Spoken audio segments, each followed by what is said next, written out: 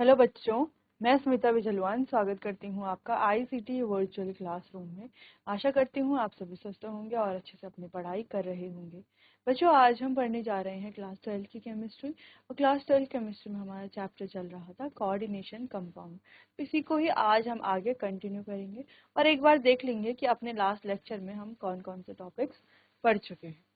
चलिए,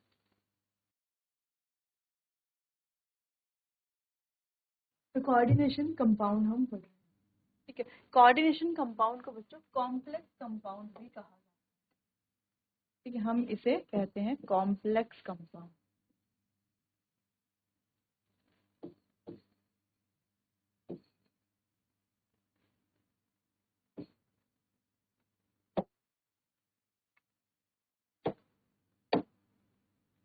चलिए, तो कोऑर्डिनेशन कंपाउंड है क्या? कॉम्प्लेक्स कंपाउंड, कोऑर्डिनेशन कहें या कॉम्प्लेक्स कहें, एक ही चीज है दोनों। ठीक है, are special class of compound in which the metal atom और ion are bound to a number of anions और न्यूट्रल मॉलिक्यूल। इसमें होता क्या है, in which number of atoms, sorry, in which the metal atom, एक हमारा metal atom होगा या मेटल आयन जो होगा, are bound to R number of anions. तो ये नंबर ऑफ एनायंस या न्यूट्रल मॉलिक्यूल से बाउंड होगा, उसे ही हम एक कॉम्प्लेक्स या कोऑर्डिनेट कंपाउंड कहेंगे। ठीक है, चलिए, जैसे कि यहाँ पर हमें दिख रहा है कि ये क्या हमारा मेटल है। अब ये जो हमारे डिफरेंट मॉलिक्यूल्स है या एटम्स है, इनसे ये बाउंड हो रखा है, तो इन्हें क्या कहेंगे, लीगेंड्स कहेंगे। ठीक है, और लीगेंड से ये फॉर्म करते हैं इनके बीच में एक बॉन्ड, जो कि कहलाया जाता है डेटिव कहो या कोऑर्डिनेट कोवेलेंट बॉन्ड इसे कहो। ठीक है, हम इसे सिंपल कहते हैं कोऑर्डिनेट बॉन्ड। ठीक, तो ये फॉर्म करते हैं कोऑर्डिनेट बॉन्ड। अब आगे थोड़ा डिटेल में पढ़ेंगे कि ये कोऑर्डिनेट बॉन्ड होते क्या है। फिलहाल इतना देख लीजिए। In modern terminology these compound are called coordination compound. तो मॉडर्न टर्मिनोलॉजी में इन कंपाउंड्स को कोऑर्डिनेशन कंपाउंड कहा जाता है। कोऑर्डिनेशन कंपाउंड और complex compound are a type of addition compound. ये एक तरह के एडिशन कंपाउंड होते हैं। ठीक है, एक तरह के एडिशन कंपाउंड। सबसे पहले तो ये पता होना चाहिए हमें एडिशन कंपाउंड क्या होते हैं। तो ये जो एडिशन कंपाउंड है,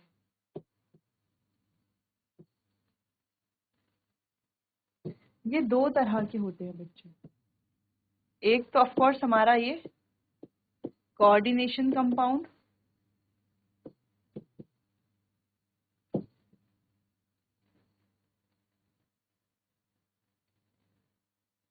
और एक होते हैं हमारे डबल सॉल्ट।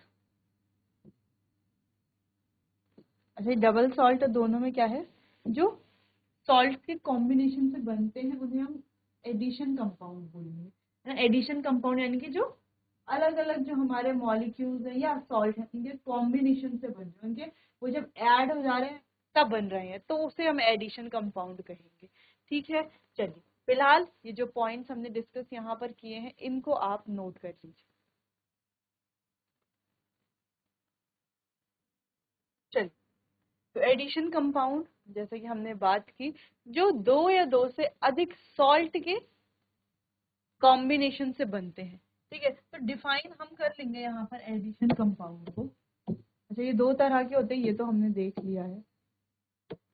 एडिशन कंपाउंड को यहाँ पर थोड़ा डिफाइन करते हैं।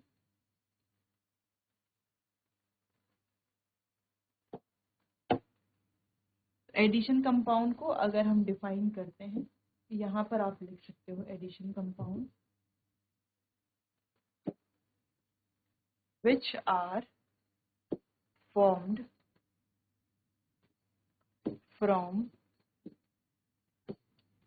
the combination of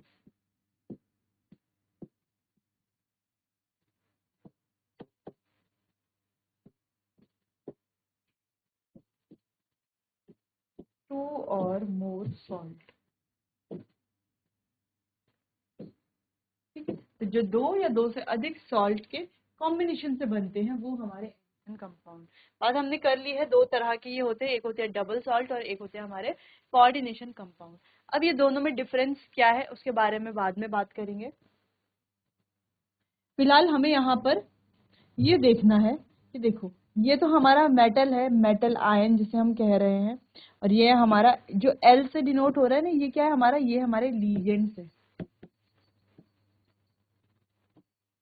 क्या है, लीजेंड्स है। अब इनके पास होता है इलेक्ट्रॉन पेयर जो ये डोनेट करते हैं पूरा मेटल को, ठीक है, जिस वजह से यहाँ पर कोऑर्डिनेट बॉन्ड फॉर्म होता है जो कि कुछ ऐसा दिखता है, एरो जैसा, ठीक है। तो ये जो टेल है किसकी तरफ होती है, जो लुईस बेस की तरह एक्ट करता है, यानी कि जो डोनेट करता है इलेक्ट्रॉन पेयर को, यानी कि लिगेंड्स की तरफ ये एरो एरो का जो टेल है वो होता है। अगर हम हेड की बात करें तो हेड होता है बच्चों मेटल की तरफ, या जो इलेक्ट्रॉन एक्सेप्ट करता है उसकी तरफ, ठीक है। तो इस तरीके से कोऑर्डिनेट बॉन्ड से इसे हम डिनोट करते हैं। क्लियर है इतना? चलिए इतना अब आप नोट कीजिए, फिर आगे बढ़ते हैं।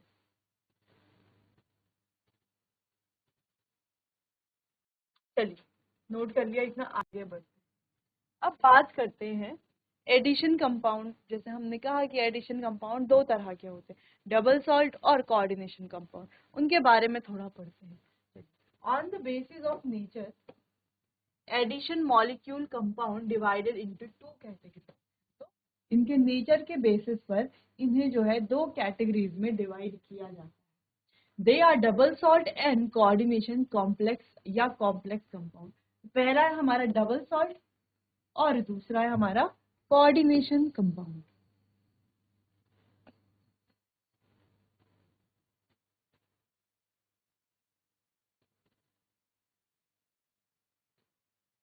चलिए तो यहाँ पर रीड करते हैं एक एक करके। Double salt, these exist only in solid state, ये सिर्फ सॉलिड स्टेट में एग्जिस्ट करते हैं, and dissociate into constituent species in their solution, और अपनी ही कंस्टिट्यूएंट स्पीसीज में ये डिसोसिएट होते हैं। जबकि ये क्या करते हैं, अपनी आइडेंटिटी को रिटेन करते हैं, चाहे सॉलिड हो या कोई सॉल्यूशन वाली स्टेट हो, ठीक है। जबकि ये नहीं कर पाते, ये आइडेंटिटी अपनी रिटेन करते हैं। ये they lose their identity in dissolve state, तो ये डिजोल्व स्टेट में अपनी आइडेंटिटी को लूज कर देते हैं, इसलिए कहा ना कि सिर्फ सॉलिड स्टेट में होते हैं, ठीक है। जबकि ये अपनी आइडेंटिटी को क्या कर लेते हैं, रिटेन कर लेते हैं, मान यानी कि ये अपनी आइडेंटिटी को लूज ही नहीं करते जब भी ये डिजोल्व स्टेट में होते हैं, ठीक है। नेक्स्ट है their properties are essentially the same those of constituent species. तो इनकी जो प्रॉपर्टी है, इनकी जो कॉन्स्टिट्यूएंट स्पीसी है उनके ही जैसी होती है, जबकि इनकी properties are different from those of their constituent species.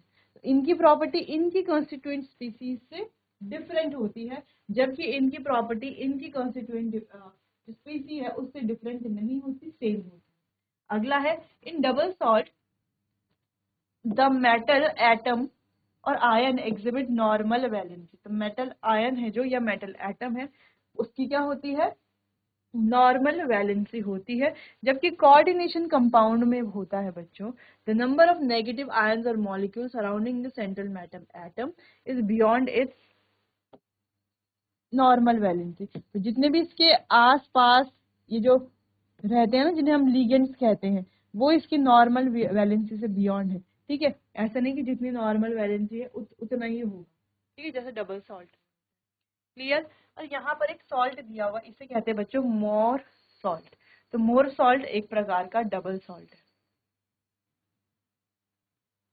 इस तरीके से ये होता है, देख सकते हो आप। ये अपने जो इसके जो पेरेंट है ना, पेरेंट एटम है, उसी की प्रॉपर्टीज को ये आगे कैरी करता है। जबकि अगर हम बात करें यहाँ पर आप एग्जांपल देख सकते हो, K four FeCN whole 6 does not show the test for Fe2 positive और Cn नेगेटिव। ये Fe2 पॉजिटिव और Cn नेगेटिव को ये टेस्ट शो नहीं करता, जबकि यहाँ पर देखोगे तो ये सबके लिए टेस्ट शो करेगा, ठीक है, क्योंकि ये क्या है, एक डबल सॉल्ट है। जबकि कोऑर्डिनेशन कॉम्प्लेक्स या कॉम्प्लेक्स कंपाउंड या कोऑर्डिनेशन कंपाउंड जो होते हैं वो सबके लिए टेस्ट शो नहीं करते, सबके लिए, ये सबके लिए पॉजिटिव टेस्ट शो करेंगे, ये सबके लिए पॉजिटिव टेस्ट शो नहीं करते हैं। क्लियर है? चलो तो एग्जांपल हमने देख लिया यहाँ पर, जैसे इसका एग्जांपल है K4 FeCN होल 6। चलो अब इतना पहले आपको नोट कर लेना है दोनों के बारे में, क्योंकि यहाँ पर दोनों के बीच में क्या क्या डिफरेंसेस हैं उनके बारे में बात नोट कीजिए।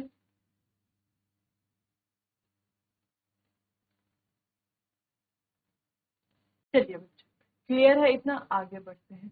डबल सॉल्ट और कोऑर्डिनेट कंपाउंड कुछ यहाँ पर बात करते हैं। An aqueous solution of potash alum, जिसको हम कहते हैं फिटकरी।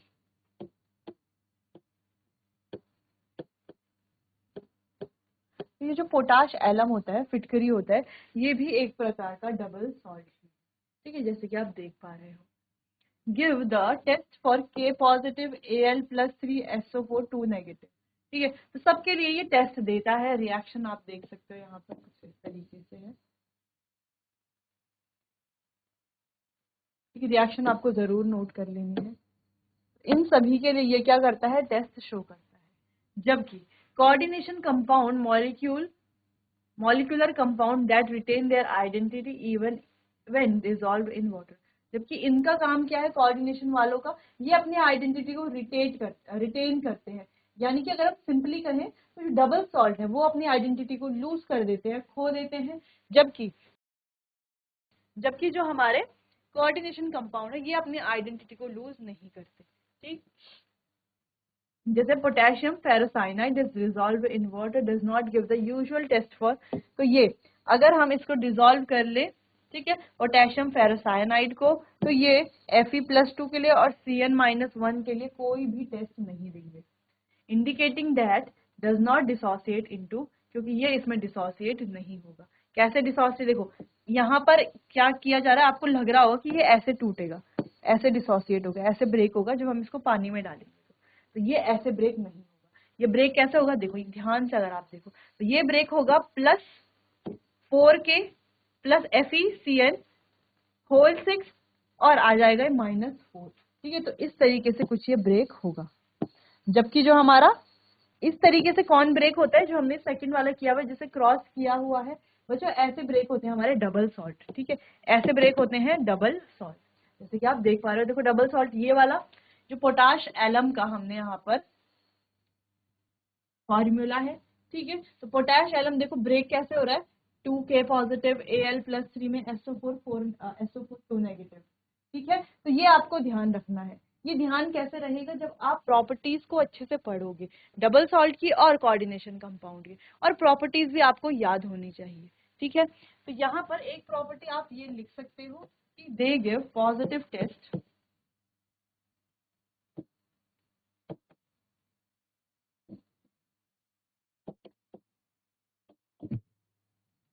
For all. ठीक है, all of their ions present in the solution. तो सॉल्यूशन में जितने भी आयंस हैं सबके लिए पॉजिटिव टेस्ट देगा, जबकि ये कोई पॉजिटिव टेस्ट नहीं देगा सबके लिए।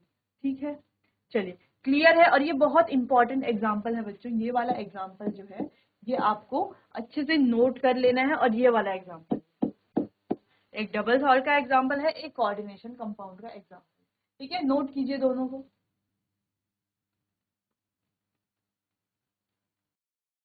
चलिए, तो एडिशन कंपाउंड क्लियर है, डबल सॉल्ट क्लियर है, कोऑर्डिनेशन कंपाउंड क्लियर है। आगे बढ़ते हैं, बात करते हैं कोऑर्डिनेशन कंपाउंड में जो टर्म ज्यादातर यूज होते हैं। बच्चों लास्ट लेक्चर में हमने इसके बारे में बात की थी, एक जनरल आइडिया ले लिया था कि सेंट्रल मेटल आयन या सेंट्रल मेटल एटम या सेंट्रल मेटल आयन क्या होता है। ठीक है, ये होता क्या है, अगर हम डिफाइन करें, द एटम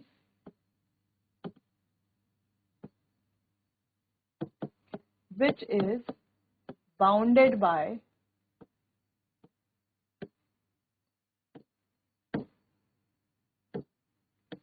other molecules। ठीक है, जो अदर मॉलिक्यूल से बाउंडेड है उसे हम क्या कहेंगे, सेंट्रल मेटल एटम। ठीक है, तो जो अदर मॉलिक्यूल से बाउंडेड है। अब जैसे कि हमने एक एग्जांपल की बात करते हैं। अच्छा, कैसे बाउंडेड है molecule, other molecule through a coordinate bond, एक कोऑर्डिनेट बॉन्ड से ये बाउंड है। तो इम्पोर्टेंट क्या है यहाँ पर, कोऑर्डिनेट बॉन्ड भी यहाँ पर इंपॉर्टेंस रखता है। कैसे देखो चलो, Fe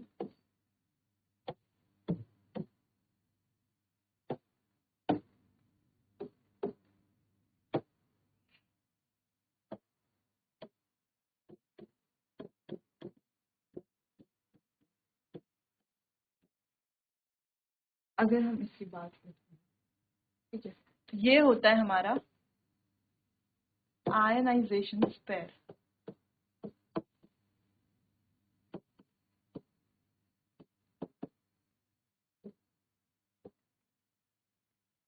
ये वाला होता है कोऑर्डिनेशन स्पेयर। तो जो कोऑर्डिनेशन स्पेयर होता है ये होता है नॉन आयनाइजेबल। ठीक है, तो ये कुछ इस तरीके से दिखता है हमें।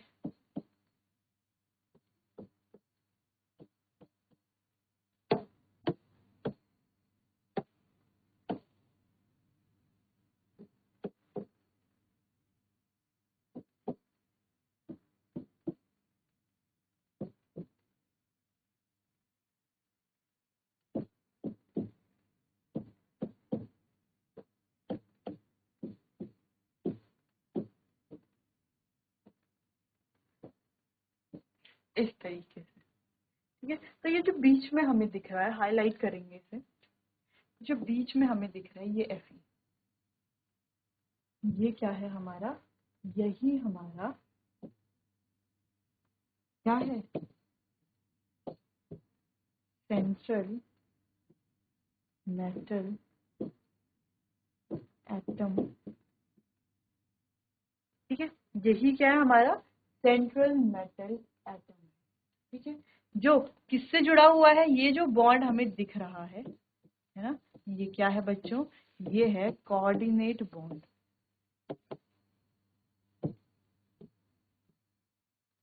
जो कि ऐसा दिखता है।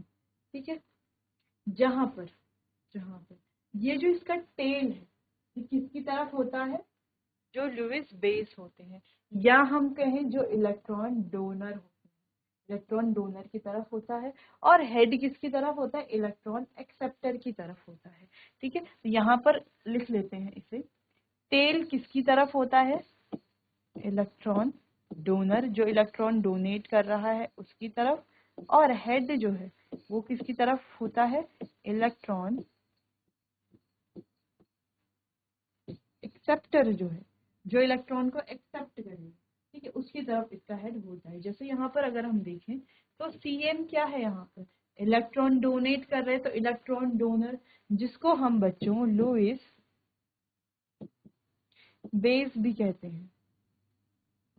ठीक है, वही जो एक्सेप्टर है तो लुईस एसिड हो गया। ठीक है, एक्सेप्टर कौन है, ये जो Fe है, जो हमारा सेंट्रल मेटल एटम है, ये क्या है हमारा इलेक्ट्रॉन एक्सेप्टर, इलेक्ट्रॉन एक्सेप्ट करे। इसीलिए एरो का अगर हम हेड की बात करें तो किसकी तरफ आ रहा है, Fe की तरफ आ रहा है।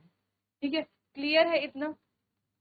अब इसके अलावा एक और पॉइंट ये है कि किसी भी मेटल को सेंट्रल मेटल होने के लिए क्या करना पड़ेगा, तो क्या करना पड़ेगा, पहला पॉइंट है स्मॉल साइज होना चाहिए, दूसरा पॉइंट है हाई आयनाइजेशन एनर्जी, तीसरा पॉइंट है high effective nuclear charge, nuclear charge ज्यादा होना चाहिए, है ना, तभी तो आयनाइजेशन एनर्जी भी ज्यादा होगी। ठीक, चौथा है और सबसे इम्पोर्टेंट पॉइंट है, जो कि है क्या होना चाहिए, एक वेकेंट ऑर्बिटल होना चाहिए।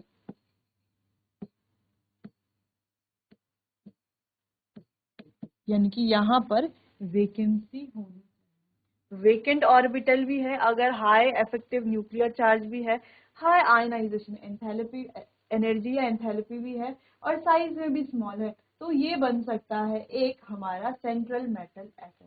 ठीक है, और ज्यादातर ये जो सारी क्वालिटीज है ना, ये किस में होती है, ये ट्रांजिशन एलिमेंट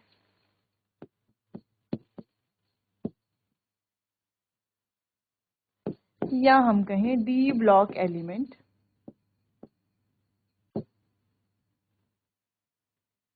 ट्रांजिशन एलिमेंट या जो डी ब्लॉक एलिमेंट है, अक्सर इनमें ये सारी प्रॉपर्टीज होती हैं। तो जो भी हमारे सेंट्रल मेटल एटम होंगे इनमें से ही कोई होंगे जो डी ब्लॉक के एलिमेंट। अब डी ब्लॉक के एलिमेंट्स कौन कौन से वो हम याद कर चुके हैं जब हमने डी और एफ ब्लॉक पढ़ा था। क्लियर है? चलो, तो ये सारी पॉइंट समझ में आए। अच्छा, तो जब हम इसको आयनाइज, जब हम इसको ब्रेक करते हैं तो ये ब्रेक कैसे होगा? देखो बच्चों, ये ब्रेक होता है कुछ ऐसे।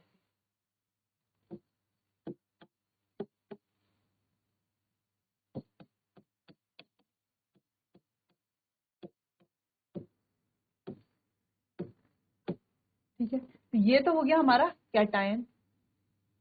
ये कैटायन कैसा दिख रहा है? Simple cation.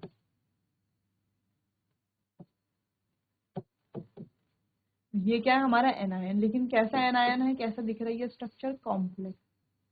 यह है कॉम्प्लेक्स एनायन। ठीक है, क्लियर है इतना? ये जो भी हमने पॉइंट्स पढ़े, जो भी हमने यहाँ पर समझा है, वो हमने यहाँ पर लिखा है, वो आपको समझ में आना चाहिए।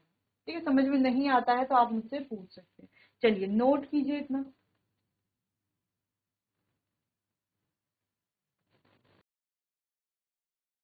क्लियर है? इतना समझ में आया? अच्छा, एक और एग्जाम्पल की अगर हम बात करें, चलो काफी है इतना। एक और एग्जाम्पल हम देख सकते हैं, जैसे हमारे पास है ये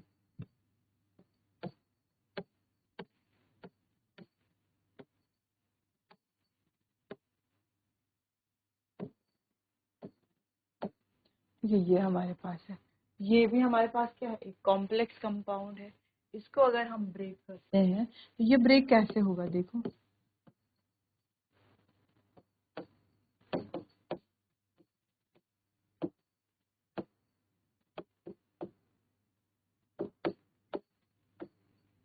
कुछ इस तरीके से ये ब्रेक होगा। अगर हम यहाँ पर बात करें तो ये जो हमारा कैटायन है कैसा है? कॉम्प्लेक्स है। और ये जो हमारा एनायन है कैसा है? सिंपल है। क्लियर? आगे बढ़ते हैं, बात करते हैं लीगेंड। अब बच्चों, ये अगर हम यहाँ पर ध्यान से देखें, ये तो हमने कह दिया सेंट्रल मेटल एटम है। ठीक है, लेकिन ये क्या है? को ही क्या कहेंगे? लीगेंड कहेंगे। अब देखो लीगेंड क्या कर रहा है? इलेक्ट्रॉन क्या है? डोनर भी है ना? डोनेट भी कर रहा है, लुईस बेस भी हम इसको बोल सकते हैं। तो काफी सारी चीजें तो हमें पहले से पता है लीगेंड्स के बारे में। द मॉलिक्यूल्स और ion which are coordinated the metal atom और आयन। तो जो मेटल एटम से, जो सेंट्रल मेटल है उससे क्या है? कोऑर्डिनेट हुए रहते हैं, वही हमारे लीगेंड्स है।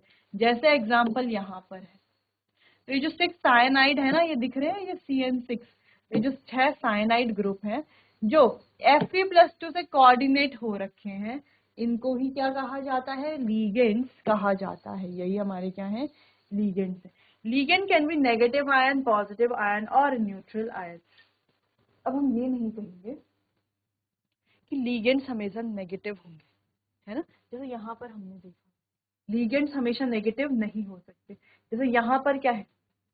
यहाँ पर तो अलग अलग है। ठीक है, तो लीगेंड्स बच्चों नेगेटिव भी हो सकते हैं, हमेशा नेगेटिव नहीं होंगे, पॉजिटिव भी हो सकते हैं और न्यूट्रल भी हो सकते हैं। Ligands are Lewis base.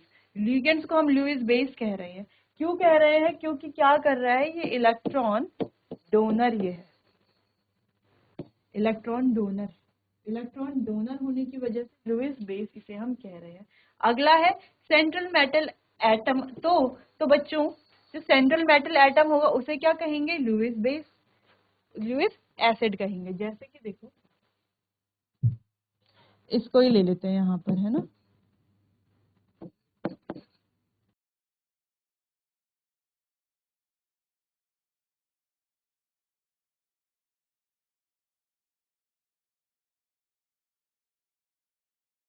चलो, तो ये तो हमारा सेंट्रल मेटल है, ये हो गया हमारे लीगेंड्स।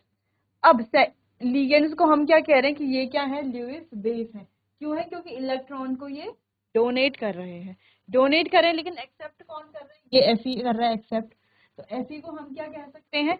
ल्यूविस एसिड कह सकते हैं, क्योंकि इलेक्ट्रॉन पेयर को ये एक्सेप्ट कर रहा है।